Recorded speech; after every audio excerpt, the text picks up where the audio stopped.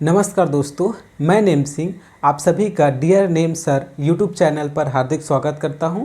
हम अपने दर्शन शास्त्र के वीडियो सीरीज़ पर आज अपन बात करने वाले हैं जैन दर्शन को लेकर के।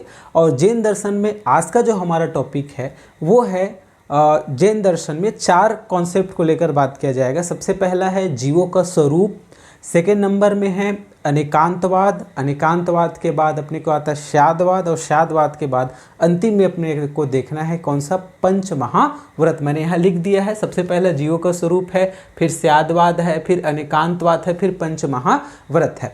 हालांकि जो जैन दर्शन को जो पढ़ने का जो तरीका है वो इस क्रम पर नहीं पढ़ेंगे ना अपन, ठीक है। कंटिन्यूटी हम दिमाग में सेट करने का प्रयास करेंगे और इस क्रम पर ना पढ़ के हम जो है क्रम को थोड़ा सा दिमाग में सेट करने के लायक पढ़ेंगे, ठीक है। तो चलिए स्टार्ट करते हैं अपन आज का वीडियो, जिसमें हम बात करेंगे जैन दर्शन के बारे पर।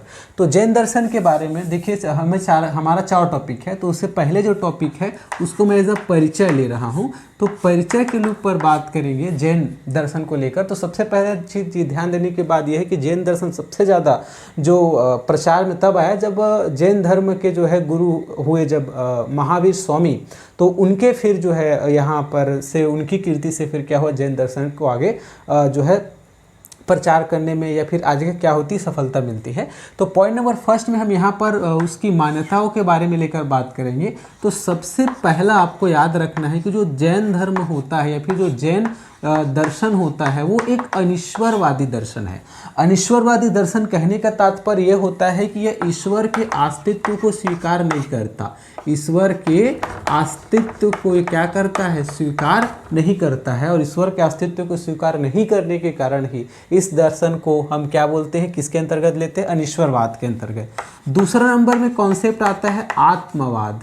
क्या है, आत्मवाद। याद रखिएगा जो जैन दर्शन होता है वो आत्मा के अस्तित्व को क्या करता है, आत्मा के अस्तित्व को याद रखिएगा स्वीकार करता है। और आत्मा के अस्तित्व को स्वीकार करने के कारण ही इसको हम आत्मवाद के अंतर्गत लेते हैं। पॉइंट नंबर 3 में आपको याद रखना है कर्मवाद। याद रखिएगा अपन जो जैन धर्म है वो जो है कर्म पर क्या करता है, विश्वास करता है। भाई कर्म को क्या करता है, स्वीकार करता है कि प्रत्येक मनुष्य को क्या करना चाहिए, कर्म करना चाहिए। तो ये कर्मवाद है। कर्मवाद के बाद चौथा नंबर में आपको जो याद रखना है वो है पुनर्जन्मवाद। याद रखिए जो जैन धर्म होता है वो पुनर्जन्म की अवधारणा को क्या करता है, स्वीकार करता है कि व्यक्ति का क्या होता है, पुनर्जन्म होता है। और व्यक्ति के पुनर्जन्म का जो कारण है वो किसको लेता है, तो व्यक्ति के पुनर्जन्म का जो कारण है उसके पिछले जन्म में किए गए कर्म को वो मानता है, ठीक है। तो इतना पॉइंट क्या दिमाग में जाता है, क्या सबसे पहला अनिश्वरवाद है, ईश्वर को नहीं मानता। सेकेंड नंबर में आत्मवाद है, आत्मा के अस्तित्व को स्वीकार करता है। सेकेंड अगला बात करेंगे कर्मवाद है, कर्म को स्वीकार करता है। और चौथा क्या है, पुनर्जन्मवाद है, मतलब व्यक्ति का पुनर्जन्म होता है इस कॉन्सेप्ट को वो स्वीकार करता है। और पुनर्जन्म का मुख्य जो कारण है वो किसको मानता है, वो कर्म को मानता है, ठीक है भाई। कर्म के कारण पुनर्जन्म होता है, ये है जैन धर्म के हम कारण बोलते हैं। तो उसको फिर महावीर स्वामी ने 3 स्टेटमेंट बताए, 3 शब्दों में उन्होंने पिरोया कि व्यक्ति का पुनर्जन्म क्यों होता है, उसको कैसे हम दूर कर सकते हैं और कैसे हम मोक्ष को प्राप्त कर सकते हैं। तो उन्होंने 5वां नंबर में 3 कॉन्सेप्ट दिया उनको व्यक्ति के जीवन को समझाने के लिए, पुनर्जन्म के कॉन्सेप्ट को। तो सबसे पहला जो है उसको हम बोलते हैं आसव। आसव का तात्पर्य होता है, आसव का तात्पर्य होता है कर्म का जीवों की ओर प्रवाह होना। कर्म का जीवों की ओर प्रवाह होना, या फिर इसी को हम क्या बोलते हैं, आकर्षित होना कर्म का जीवों की ओर। दैट मीन्स जो व्यक्ति द्वारा कर्म करते हुए जो फल की इच्छा की जाती है उसी के कारण व्यक्ति का पुनर्जन्म होता है। इसी का कॉन्सेप्ट को क्या बोलते हैं, आशव, ठीक है। आशव के बाद सेकेंड नंबर में होता है संवर। संवर कहने का तात्पर्य यहाँ पर है कि अब इसको रोकना है पुनर्जन्म को, तो क्या कीजिएगा, कर्म का जीवों की ओर प्रवाह को क्या करना भाई, बंद करना, या फिर क्या करना, रोकना। इसी कॉन्सेप्ट को हम क्या बोलते हैं, संवर बोलते हैं। और याद रखिएगा इसका मीनिंग क्या हुआ कि कर्म करते हुए फल की चिंता नहीं करनी। इसी को तो हम क्या बोलते हैं भाई, निष्काम कर्म बोलते हैं। तो वो बोलता है कि यदि आप पुनर्जन्म के बंधन से मुक्त होना चाहते हैं तो अब निष्काम कर्म कीजिए बिना फल की इच्छा करते हुए, ठीक है। और अंतिम में होता है निर्जरा। निर्जरा कहने का तात्पर्य यहाँ पर पास है। ठीक है, अब देखिएगा पुनर्जन्म का कारण बता दिया कि व्यक्ति कर्म करते हुए फल की इच्छा करता है, इसलिए उसका पुनर्जन्म होता है। अब बोलते हैं उसको रोकने के उपाय क्या है भाई, कि आप पुनर्जन्म या फिर जो है कर्म करते हुए फल की चिंता मत करो, अर्थात निष्काम कर्म करो। तो अंतिम में क्या हो जाएगा, फिर उसका पूर्व में जो संचित कर्म है, पूर्व में संचित कर्म, उससे क्या हो जाएगा, जब इसको फॉलो करेगा तो पूर्व संचित कर्म से क्या हो जाएगा, वो क्या हो जाएगा, मुक्त हो जाएगा। और इसी मुक्त हो जाने के कॉन्सेप्ट को हिंदू धर्म में हम बोलते हैं मोक्ष मिल जाना। और जैन धर्म में यहाँ पर उपयोग किया गया है कौन से शब्द का, तो जैन धर्म में यहाँ पर उपयोग किया जाता है कैवल्य। जो हम मोक्ष मिल जाने का कॉन्सेप्ट बोलते हैं जैन धर्म में, उसी को कैवल्य शब्द से क्या किया गया है, इंट्रोड्यूस किया गया है। तो ये तीन चीज़ के व्यक्ति का पुनर्जन्म होता है, किसके कारण होता है भाई, कर्म करते हुए फल की चिंता करने के कारण।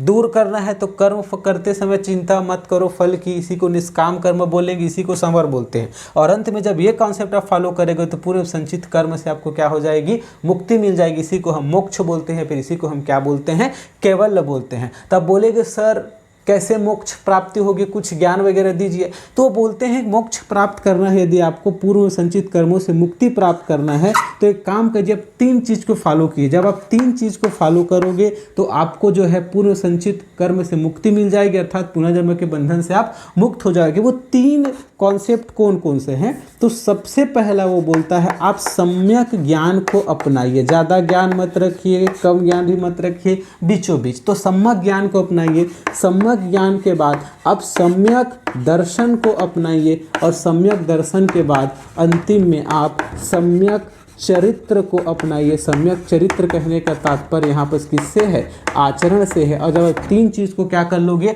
फॉलो कर लोगे, तो आपको पूर्व जन्म से क्या हो जाएगी, पुनर्जन्म के बंधन से क्या हो जाएंगे, आप मुक्त हो जाएंगे तीन चीज़ को फॉलो करने पर। तब बोलेगा तीन चीज में तो ठीक है, ज्ञान भी ठीक है, दर्शन भी कह रहे हैं, चरित्र कौन सा अपनाए महोदय जी। तो फिर इसी चरित्र को अपनाने के लिए महावीर स्वामी ने चरित्र की विशेषता बताई कि इन चीज को फॉलो करो, यही क्या है अपन सम्यक चरित्र है। तो उसी जो कॉन्सेप्ट को यहाँ पर हम बोलते हैं, पांच चीज बताया था, इसलिए बोलते हैं पंच महाव्रत के अवधारणा से क्या करते हैं, अपन इसको जानते हैं। तो पंच महाव्रत को यदि हम स्टार्ट कर रहे हैं, उससे पहले मैं पीछे के चीज को रिपीट करना चाहूंगा।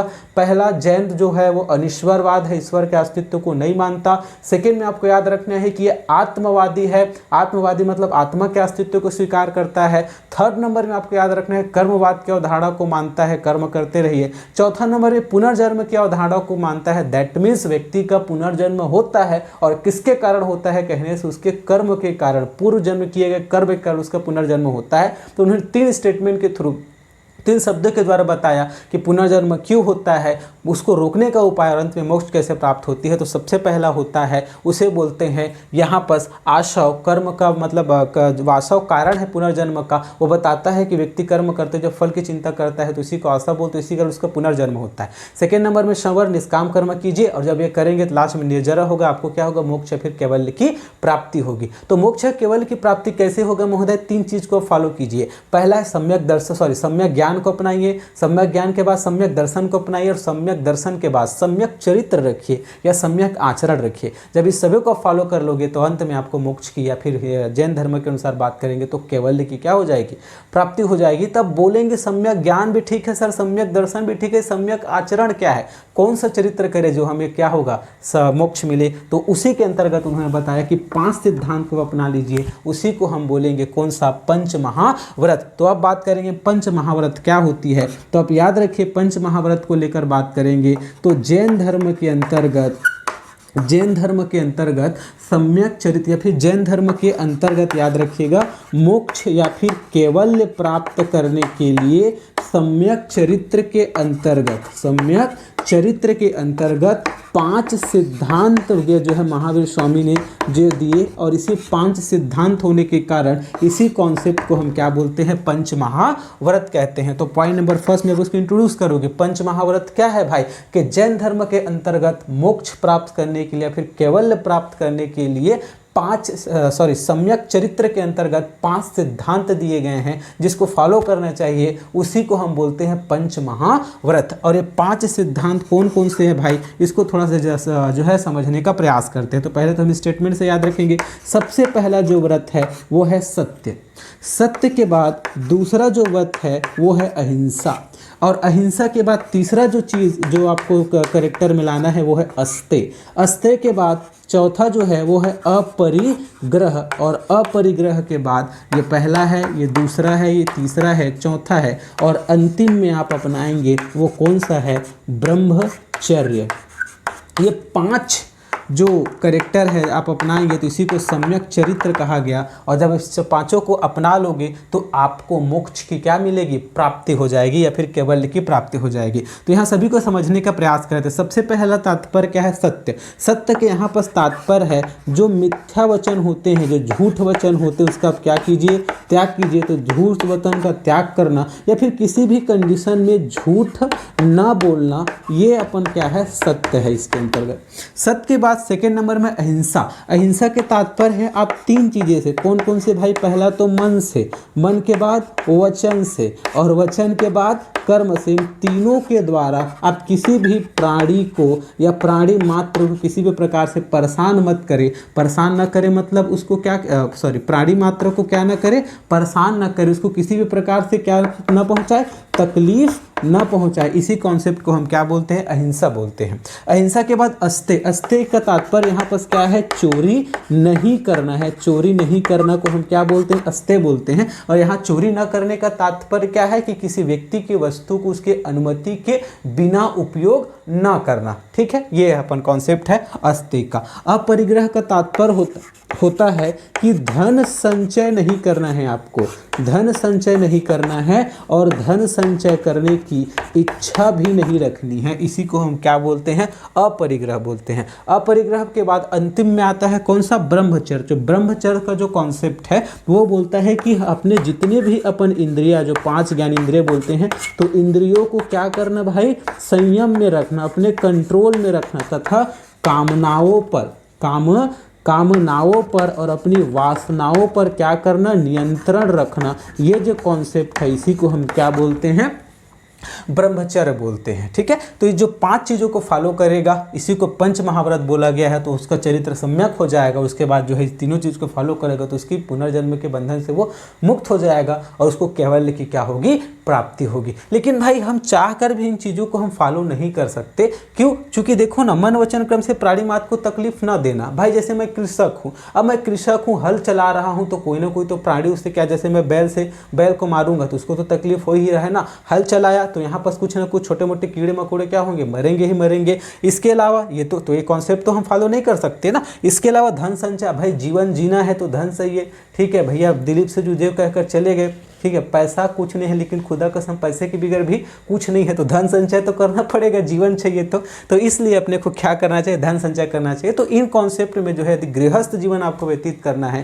तो इसमें कुछ शिथिलता चाहिए। तो जो शिथिल करके जो कॉन्सेप्ट फिर बनाया गया उसको पंच महाव्रत ना करके पंच अणु व्रत कहा जाता है। ठीक है, तो प्यारे बच्चों ये था सबसे पहला कॉन्सेप्ट पंच महाव्रत का। यदि आपको कोई पूछे जैन धर्म के अंतर्गत पंच महाव्रत क्या होता है तो बताइए पॉइंट नंबर फर्स्ट कि जैन धर्म के अंतर्गत कैवल्य या फिर मोक्ष प्राप्त करने के लिए सम्यक चरित्र के अंतर्गत 5 सिद्धांत दिए जाते हैं। इसी को पंच महाव्रत कहते हैं। ये 5 सिद्धांत कौन कौन से, पहला सत्य, दूसरा अहिंसा, तीसरा अस्तेय, चौथा है अपरिग्रह और अंतिम में है ब्रह्मचर्य। आप मीनिंग बताइए। सत्य का तात्पर्य यहाँ पर से मिथ्या वचन का त्याग करना, अर्थात किसी भी स्थिति में झूठ न बोलना। दूसरा नंबर में अपन बात करेंगे अहिंसा की, मन वचन कर्म 3 चीज से किसी भी प्राणी को तकलीफ न पहुंचाना। अस्तेय का तात्पर्य है चोरी न करना। चोरी न करने का तात्पर्य है कि किसी व्यक्ति के चीज को या फिर किसी व्यक्ति के वस्तु को बिना उसके अनुमति के उपयोग नहीं करना है। और फिर चौथा नंबर में आपको याद रखने अपरिग्रह। अपरिग्रह का यहाँ पर अवधारणा है कि धन संचय नहीं करना है, नहीं धन संचय करने की इच्छा रखना है।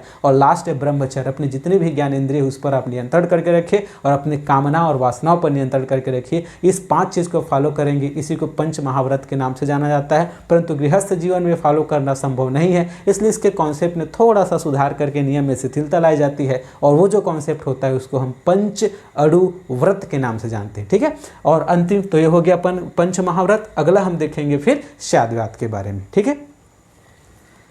देखिए, इससे पहले हमने पंच महाव्रत को समझने का प्रयास किया। अब हम अगले टॉपिक, दो टॉपिक यहाँ पर ले रहे हैं। सबसे पहला स्याद्वाद, और स्याद्वाद के बाद हम क्या समझेंगे, अनेकांतवाद के बारे में। तो देखिए, यदि आपको जैन धर्म के अंतर्गत स्याद्वाद क्या है यदि अब पूछा जाए तो याद रखिएगा, जो स्याद्वाद होती है वो जैन धर्म के अंतर्गत क्या होता है, उसका ज्ञान मीमांसा होता है। मैं ज्ञान मीमांसा क्या होता है मैं आपको बता चुका हूँ कि ज्ञान मतलब तो ठीक है, मीमांसा मतलब क्या होता है, समझना, ठीक है। तो ज्ञान को समझने का प्रयास जिस कॉन्सेप्ट के अंतर्गत की जाती है उसी को ज्ञान मीमांसा कहते हैं। तो यहाँ पर जो स्याद्वाद है वो जैन दर्शन का क्या होता है, ज्ञान मीमांसा होता है। और जैन दर्शन के अनुसार जो ज्ञान है वो 5 प्रकार के होते हैं। जैन दर्शन के अनुसार ज्ञान कितने प्रकार के होते हैं, तो 5 प्रकार के होते हैं। वो 5 प्रकार कौन कौन से, उसको समझने का प्रयास करते हैं। सबसे पहला जो ज्ञान होता है जैन दर्शन के अनुसार वो होता है मति। मति के बाद दूसरा नंबर में जो ज्ञान होता है उसको हम बोलते हैं श्रुति। श्रुति के बाद तीसरा नंबर में जो ज्ञान होता है उसको हम बोलते हैं अवधि। और अवधि के बाद चौथा नंबर में जो ज्ञान होता है उसको हम बोलते हैं मनः पर्याय। और मनः पर्याय के बाद जो 5वां नंबर में ज्ञान होता है उसको हम बोलते हैं कौन सा ज्ञान, अपन केवल। ये 5 प्रकार के ज्ञान होते हैं, ऐसा माना जाता है किसके अंतर्गत भाई, जैन दर्शन के अनुसार। तो मति क्या है, मति मतलब होता है मन। तो जो ज्ञान व्यक्ति को उसकी बुद्धि से प्राप्त होता है, तो बुद्धि से जो प्राप्त होने वाले ज्ञान होता है उसको हम मति कहते हैं। जो ज्ञान सुनने से प्राप्त होता है उसको हम श्रुति कहते हैं। जो ज्ञान दिव्य होता है, अर्थात जो अपने को दिव्य ज्ञान प्राप्त होता है, अलौकिक ज्ञान, जो दिव्य ज्ञान प्राप्त होता है उसको हम बोलते हैं अवधि। और ऐसा ज्ञान जो मन के बातों को जान जाए, तो मन के बातों को जानने वाला जो ज्ञान होता है उसको हम बोलते हैं मनः पर्याय। और जो पूर्ण ज्ञान होता है, जो कंप्लीट ज्ञान होता है उसको हम बोलते हैं केवल्य। तो ये 5 प्रकार के ज्ञान यहाँ पर जो है स्याद्वाद के अंतर्गत बताए गए। पहला मति जो बुद्धि से प्राप्त होती है, श्रुति जो सुनने से प्राप्त होती है, अवधि जो दिव्य ज्ञान है अपने अंतर्गत, और जो मनः पर्याय है जो मन के बातों को जानने वाला ज्ञान होता है उसको हम मनः पर्याय कहते हैं। और जो पूर्ण ज्ञान अपने को प्राप्त हो जाएगा, जो ब्रह्म ज्ञान जिसे हम बोलेंगे, जो अंतिम तत्व को हम समझ जाएंगे, उसी ज्ञान को हम बोलेंगे। जब सत्य प्लस चित्त प्लस आनंद की अवस्था को हम समझ जाएंगे तो उस ज्ञान को बोलेंगे पूर्ण ज्ञान। और पूर्ण ज्ञान को जैन दर्शन के अंतर्गत जो है वर्ड दिया गया है केवल्य के नाम से, ठीक है। ये तो ठीक है, इतना चीज ज्ञान हो गया। और ये जो जैन दर्शन है ये मानता है कि किसी भी व्यक्ति को किसी वस्तु, व्यक्ति या किसी घटना के संबंध में हमेशा अपूर्ण या फिर आंशिक या फिर अनकम्प्लीट ज्ञान ही प्राप्त होता है। क्या बोलता है कि किसी भी व्यक्ति को किसी दूसरे व्यक्ति, वस्तु या घटना के संबंध में केवल आंशिक, अपूर्ण या इनकम्प्लीट ज्ञान ही प्राप्त होता है, इसको कंप्लीट ज्ञान कभी भी प्राप्त नहीं होता। तो बोले कंप्लीट ज्ञान किसे प्राप्त होता है, तो जो केवल प्राप्त व्यक्ति होता है उसी को क्या होता है, कंप्लीट या फिर पूर्ण ज्ञान की प्राप्ति होती है। तो भाई हमारे द्वारा प्राप्त होने वाला ज्ञान कौन सा है, तो वो बोला कि हमारे द्वारा जो प्राप्त होने वाला जो ज्ञान होता है वो सापेक्षिक ज्ञान होता है। उसी को यहाँ पर एक नए शब्द से इंट्रोड्यूस किया गया। और नए का तात्पर्य होता है नए, तो मेरे क्या है, मत, मेरे मतों के अनुसार या फिर मेरे नज़रों के अनुसार ये ज्ञान है। तो ये जो है सापेक्षिक ज्ञान हमेशा क्या होते हैं, अपने को प्राप्त होते हैं। चलो समझने का प्रयास करते हैं। जैसे सपोज अपने पास एक व्यक्ति है जिसका नाम क्या है, चलो इसका हाइट लेते हैं। तो हम मान लेते हैं इसका हाइट कितना है, अभी 6 फीट ले लेते हैं। 6 फीट इसका हाइट है। इसका हम नाम दे देते हैं, सपोज इसका नाम क्या है, राम है, ठीक है। दूसरा हम एक व्यक्ति ले रहे हैं जिसका नाम क्या है, श्याम है। और श्याम की जो हाइट है सपोज कितना है, ले लेते हैं अपने पास 4 फीट लेते हैं। अब मैं इंट्रोड्यूस कर रहा हूँ ज्ञान लेने के, तब मैं इन दोनों को स्टडी किया तो मैं बता सकता हूँ कि जो राम है श्याम से 2 फीट क्या है, लंबा है। अर्थात सिंपल सा है कि जो राम श्याम से कितना है, क्या है, लंबा है। तो क्या ये जो मेरे को ज्ञान प्राप्त हुआ कि राम श्याम से लंबा है, क्या ये पूर्ण ज्ञान है? नहीं, तो ये पूर्ण ज्ञान नहीं है भाई। चूंकि राम क्या है, दोनों को कंपैरेटिव सापेक्षिक तो हमने तुलना किया है, लेकिन ऐसा कोई व्यक्ति आ जाए जो राम से भी क्या हो, लंबा हो, तो उस कंडीशन पर हमारा जो ज्ञान है वो फेल हो जाएगा कि हमने पहले कंपेयर करके निकाला था। तो इस प्रकार से देखिएगा, हम बोल नहीं सकते कि हमारे द्वारा जो प्राप्त किया गया ज्ञान है वो क्या है, कंप्लीट है। इसलिए बोलता है कि हमारे द्वारा जो प्राप्त होने वाला ज्ञान होता है वो कैसा ज्ञान होता है, तो वो अपूर्ण ज्ञान होता है, वो आंशिक ज्ञान होता है। पूर्ण ज्ञान अपने को कभी भी प्राप्त नहीं होता। यदि आपको कोई आधा गिलास पानी दे और आपको पूछा जाए कि बताइए कि भरा हुआ है तो खाली है, तो आप बोल सकते हैं कि आधा रूप से भरा हुआ है, तो लेकिन ये पूर्ण ज्ञान तो नहीं हुआ, क्योंकि वो गिलास आधा रूप से खाली भी तो है। तो ये भी मतलब आधा से भरा भी है, आधा खाली भी है, तो ये दोनों क्या है भाई, कंपैरेटिव, तुलना, देखने का नजरिया है बस। अर्थात किसी भी के संबंध में अपने को कंप्लीट ज्ञान प्राप्त नहीं होता है। कंप्लीट जो ज्ञान है हमेशा जो केवल प्राप्त व्यक्ति को प्राप्त होता है, ऐसा मान्यता है किसका, शादवाद के अंतर्गत जैन दर्शन का। तो यदि आपको कोई पूछे कि जैन दर्शन के अंतर्गत शादवाद क्या होता है, तब बताइए कि जो शादवाद होता है जैन दर्शन का ज्ञान मीमांसा है। पॉइंट नंबर सेकेंड में, जैन दर्शन के अनुसार ज्ञान 5 प्रकार के होते हैं। पहला है मति, श्रुति, अवधि, मनः पर्याय और केवल। मति जो अपने बुद्धि से प्राप्त होने वाला ज्ञान होता है, श्रुति जो सुनने से प्राप्त होने वाला ज्ञान होता है, अवधि जो दिव्य ज्ञान है, मनः पर्याय जो मन के बातों का जानने वाला ज्ञान है, उसको मनः पर्याय कहेंगे, और अंतिम में होता है केवल, जो पूर्ण ज्ञान होता है उसको हम केवल कहते हैं। पॉइंट नंबर थर्ड बताइए कि जैन धर्म ये मानता है कि किसी भी व्यक्ति को दूसरे व्यक्ति, वस्तु, घटना के संबंध में कभी भी कंप्लीट ज्ञान प्राप्त नहीं होता। उसका ज्ञान हमेशा आंशिक होता है, अपूर्ण होता है, उसका ज्ञान रिलेटिव होता है, इसलिए उसका ज्ञान सापेक्ष होता है, इसलिए इसके शब्द उपयोग की जाती है। इस कंडीशन में नए नए का तात्पर्य होता है मेरे नज़रों में ऐसा होगा। तो ये कॉन्सेप्ट बताता है। अब एग्जाम्पल में इसको क्या कर सकते हैं, बता सकते हैं। तो ये क्या है अपने पास भाई, शादवाद। शादवाद के बाद जो सेकेंड कॉन्सेप्ट है हम समझने का प्रयास करते हैं किसको, अनेकांतवाद को। याद रखिएगा, अनेकांतवाद यदि आपको कोई पूछा जाए तो याद रखिए, अनेकांतवाद जैन दर्शन के अंतर्गत ये क्या है, उसका तत्व मीमांसा है।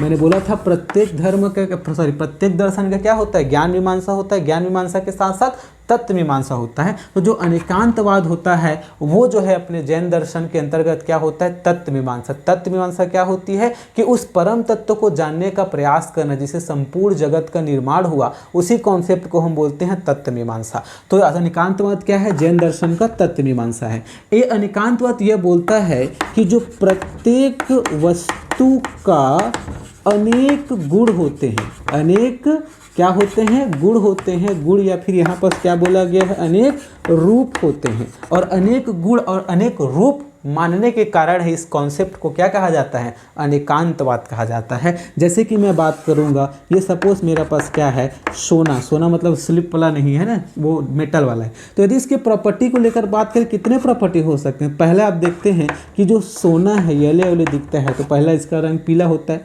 दूसरा इसका प्रॉपर्टी क्या हो सकता है कि सॉलिड हो सकता है, सॉलिड होता है। तीसरा इसकी प्रॉपर्टी क्या है भाई, ये चमकता है तो चमकीला होता है। तो क्या केवल सोना की इतना ही प्रॉपर्टी होता है, नहीं, हम बहुत सारे इसके गुण बता सकते हैं। जैसे सोना काला नहीं है, सोना सफ़ेद नहीं है, सोना द्रव नहीं है, सोना गैस नहीं है, सोना जी काला नहीं है। तो बहुत सारे कॉन्सेप्ट हम बता सकते हैं। इसलिए इसको बोला जाता है कि प्रत्येक वस्तु का अनेक गुण होता है, इसलिए इसको अनेक गुण या अनेक रूप होता है। इसलिए इस अवधारणा को क्या बोलते हैं, अनेकांतवाद बोलते हैं। क्या कहते हैं, अनेकांतवाद बोलते हैं। आप जो है इसको एग्जाम्पल लेकर क्या कर सकते हैं, समझा सकते हैं सोना का, कि सोना के डिफरेंट हम प्रॉपर्टी देख सकते हैं। तो यदि हम उस परम तत्व को समझना चाहते हैं तो ये बोलता है कि यदि क्या करें, एक वस्तु के हम संपूर्ण गुण को समझ जाते हैं, अर्थात सभी गुण को समझ जाते हैं, तो हम सभी वस्तु के सभी गुण को क्या हो जाएंगे, समझ जाएंगे। दैट मीन्स ये कह रहा है कि आपको संपूर्ण जगत की वस्तुओं को समझने की आवश्यकता नहीं है। आप एक वस्तु के गुणों को, सभी गुणों को समझ जाइए, तो आप फिर संपूर्ण जगत के वस्तुओं के उसके सभी गुण को क्या हो जाएंगे, आप समझ जाएंगे, इनका कहना है। और अंतिम याद रखिएगा कि प्रत्येक वस्तु के 2 गुण होते हैं उससे रिलेटेड। एक जो गुण होता है उसको हम बोलते हैं अनिवार्य गुण, उसमें वो रहबेच करेगा, उसका बेसिक प्रॉपर्टी है। दूसरा जो गुण होता है उसको हम बोलते हैं आगुंतुक गुण। चलिए प्यारे दोस्तों, हमने जो है जैन दर्शन के तरह के 3 टॉपिक का स्टडी कर लिया। सबसे पहला है पंचमहाव्रत, पंचमहाव्रत के बाद हमने शाद्वाद देखा, शाद्वाद के बाद हमने अनेकांतवाद देखा। अब हम अंतिम में समझने का प्रयास करते हैं जीवों के स्वरूप के बारे में।